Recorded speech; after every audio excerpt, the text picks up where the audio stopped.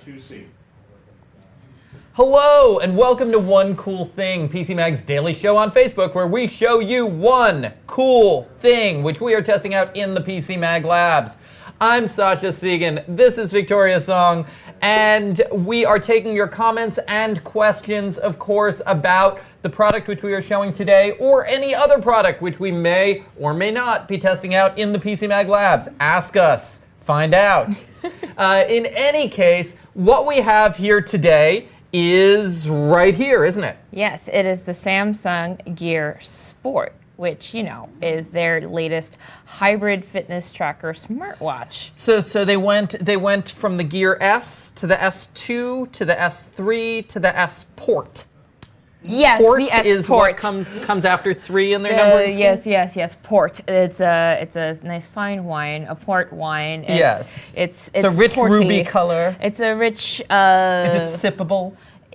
It's dunkable. Okay. It's dunkable. So, like a lot of the other hybrid smartwatches that we're seeing this, I guess we could call it this season, this year, like the Fitbit Ionic, like the Garmin Vivo Active 3. This is a, oh, I got a Venmo notification. Cool.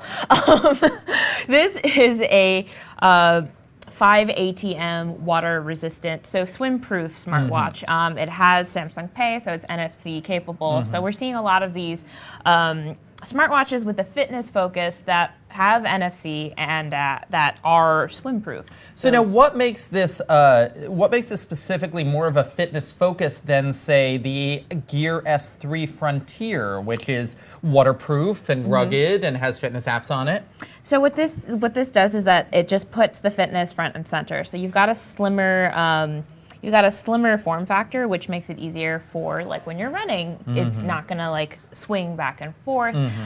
This does have the heart rate monitor on the back, which you can't see. Is it continuous heart rate monitoring? It can be continuous. So the default, just to save battery life, is once every 10 seconds or so, or 10 minutes, or it's just once every periodical interval. But if you want continuous heart rate monitoring, you can go into the settings and switch it so that it is continuous heart rate monitoring. And when you're doing exercise, much like the Apple Watch, it is continuous when you're recording an activity. And so now your exercise app that you'll be using here will be S Health, right? Yes, it'll be Samsung Health, which is, it's all right. It's a thing. It's a thing. It's not the best. I have a lot of complaints actually about, because I'm a daily S Health user. I have my Gear S2 here, and I use a Galaxy S8 as my phone. But I really wish it had better tools for looking at my walking over time and being able to chart out over long periods of time my exercise trends, and then also maybe, because I know it is tracking me by GPS, being able to map this stuff. And none of that is in Samsung Health.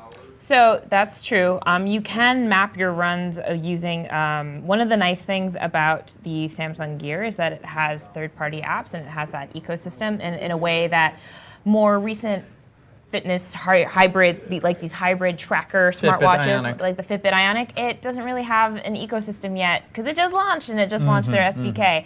So you do have stuff where you can like connect it with Map My Run, and you can kind of see that happening. And the other thing is that the widgets are really fitness focused. So you have like calories burned, you have your steps, and if you want, you can tap it and it'll show you your steps over time. Like, so this week you did, well, this week I sat on my butt according to this thing, but like you can see your week value, you can see your heart rate. It also and all has that stuff. the best, what I think Samsung has had for a long time, the best UI element in a smartwatch, which is that turnable bezel. Yeah, so the turnable bezel is the best thing. If I turn it backwards, I can see all my notifications. If I turn it forward, I can see the widgets that I've got installed. The other things that make this a slightly more fitness focused is that you've got certain app partnerships going on. So it is the only waterproof watch that has a app partnership with Speedo. So if you download the Speedo On app, you can track your stuff in the pool, which is like cool. And also, it is the only one that has a partnership with Spotify that you can directly download your playlist So you offline. can download offline playlists to the watch Yes. as opposed to your phone. Yes. So you download.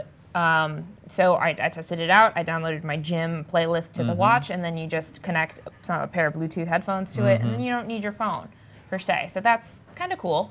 But there is no LTE built in. It's not like the Apple Watch where the Series 3 where you have that. We have a question. How does it pair with other phones?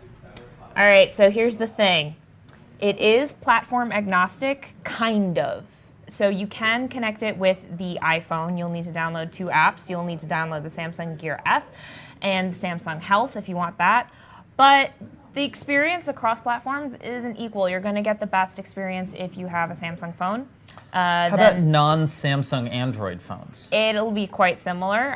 So it is better on Android than it is on iPhone. That's because they didn't prioritize the app development for the iPhone. That doesn't mean it's like a shoddy experience. It just means like certain things. Like to give you an example, when I did preliminary testing, when it was connected to my iPhone, I realized it wasn't tracking distance. No. On treadmill runs. So I was like, That's not cool. What's up with that, right? Yeah, that's and not then, cool. you know, I contacted Samsung, and they're like, oh, go through these menus, and then you can activate that manually. And I was going through the menus, and it was really easy to find where it was supposed to go on the Samsung Note 8. It was not as easy to find on the iOS And app. this is my experience with my Samsung Watch and Samsung phones too, which is that the big advantage is that if you have a Samsung phone, everything sets itself up pretty much automatically. And if you Yes. don't have a Samsung phone, the UX is a pain. It's not as intuitive. It's not quite as easy. You can do it. Like I have it paired with my iPhone right now, and I get my notifications fine. Everything works fine. It's just not quite as easy to find like the Galaxy apps that work as well. It's just a little going back and forth between those things. So I think that there's 2 different categories of comparison for you to compare this to here. You're comparing it to the fitness trackers, but also to especially Android users who want a general purpose smartwatch. Right, and that's really what they were going with this. The S3 remains their flagship smartwatch, and they really tried to make this something in between the Gear Fit 2 Pro, which is their fitness band, and the S3, which is just kind of more of a classic smartwatch. I guess, but the problem is I find the S3 unusably huge. Yes. Like it is a giant disc, like it could occlude the sun. Yeah, so like that's one of the things that that I find better about this in terms of design. I don't have the smallest wrist. If you have a very petite wrist, this is still likely too large for you. Like I put it on my roommate and on the smallest setting, and she was still like, it was Rattling still going, around. rattling up and down her arm. But I have an average sized watch. I test a bunch of smartwatches, and as far as female friendly smartwatches go, this is one of them. So if you've got an average sized wrist, it's not going to be bad for you. We have a question. First of all, I think you have a really nice sized wrist. Oh, thank you, Social second- Jose. What's the battery life like? Right. So battery life, because they've basically prioritized battery life over, like, that's why you don't have continuous heart rate monitoring. That's why it's not going to track distance on treadmill runs. You get about 2 to 3 days of battery life. That's not bad. Which is not bad at all. I did a 40-minute GPS exercise run and had a whole day, and I still had about 70% battery, so that's pretty good. And I gotta say, that's an advantage to not having LTE in your watch. Yes. Because right now, the LTE chipsets with the watch batteries, it'll just nuke it. Yeah. The LTE connectivity is not necessarily reliable, and the battery life is just laughable if you have LTE in it. Like, personally, I wouldn't recommend an LTE-enabled smartwatch. So we were saying, general purpose Android smartwatch, smaller wrists, this sounds like a good choice. This is a good choice, and I would say it's a great choice for Android users anyway. I think the interface is a lot easier to navigate and use than Android Wear 2.0.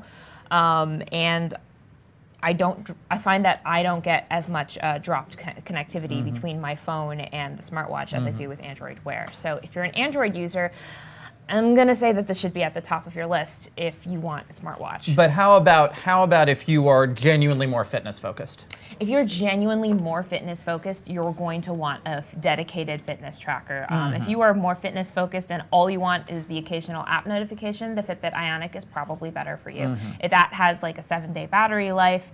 The fitness metrics are a lot more accurate. This is accurate to an extent if you just want. If you can track your activities, but as you said, like tracking your progress over time through the S Health app isn't the easiest or the most intuitive, and you don't get as much data. But if you just want your overall daily activity, this isn't a bad way to track it. They have a widget with MyFitnessPal where you can put in your calories directly, so if you're trying to lose weight that way. So if you want generalized sportiness, this is not bad, especially if you're on Android. But if you really, really, really, really, really want to know how many reps you got, you want to know how fast you're getting or how not fast you are, you probably want a dedicated fitness tracker. Let's take another question. Victoria, I love your shirt. You're very fashionable. What's one of your favorite features in the watch? In this watch, one of my favorite features actually is the bezel-based navigation. It makes things so much easier. It's so great. It's super so great. Good. It's so good. Like, here, we'll both do it. Yeah, you can just go through these widgets really easily. If I wanna go back and go into the app screen, oh wow, it's super easy to just scroll through my apps. It is one of the best navigation for smartwatches that you can have. A lot of them you just swipe, and swiping between screens can be buggy, or I'm not a huge fan of the way Apple's just has that app cloud that you have to scroll and you have into. to figure out where in the cloud your app is. Figuring it out where that's not my favorite thing. It does have that card thing where you can swipe through apps that are already open, but it's not my favorite thing in the world. This is just pretty easy, and I found that when you're underwater or it's submerged, you can just it still works because it's not a touch screen. You can still go through the thing and get your heart rate that way, so it's kind of nice. Let's take another question. Nope, we don't have another question. Okay, so going to the rating, you rated this 3.5, but I feel like the words I've been getting from you have been more positive than that. Is it just that It's really it's that niche-y? the metric. It's not only that it's niche-y, it's that the metrics and since it's got sport in its name, if you really kind of want to be an active person with this, the metrics just aren't there. Okay. Really, and I just got mixed accuracy in testing. Okay. For heart rate, it's fine. But if you are someone who really likes distance and you do a lot of treadmill running, which I do now that it's cold, then you're not really getting a super accurate sense of your distance per se. When I did GPS outside, it over-reported it consistently over-reported, so it's not the most accurate in terms of that. Yeah, I found that with my Samsung Watch too. It pretty consistently over-reports, which gives me a really good feeling about my fitness. Yeah, but you don't. Not actually accurate. Yeah. It's safer to under-report than over-report, and on top of that, step count, it wasn't the worst, but it wasn't the best either. So really, it got half a star knocked off just because it was mixed in testing. Okay, so any last questions out there? Okay, so this has been the Samsung Gear Sport, a good general purpose smartwatch for Android users looking for a smaller smartwatch, but if you are focused on fitness, there are better options like the Fitbit Ionic. Thank you all very much. This has been One Cool Thing from PCMag.com, and we will see you back here at 10 a.m. tomorrow for, I can't tell you what it is, but spooky, crazy, scary, cool things are coming out.